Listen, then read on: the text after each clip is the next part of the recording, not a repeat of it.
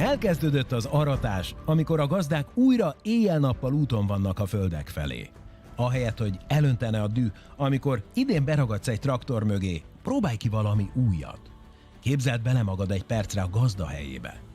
Gazdaként ilyenkor mindent beleadsz, hogy gondoskodj a családodról, előteremtsd a takarmányt az állataidnak.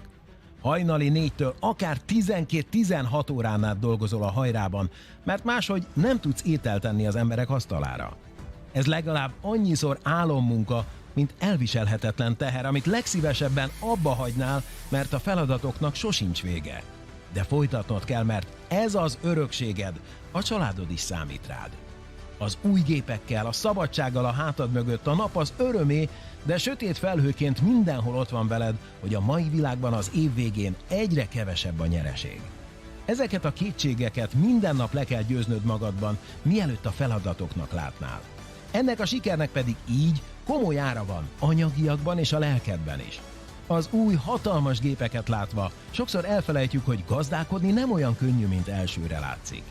Ezért amikor legközelebb vársz az úton egy kombájn vagy traktor mögött, vagy csak beleharapsz a szendvicsedbe, emlékezz rá, köszönd meg neki, hogy az a gazda érted is dolgozik.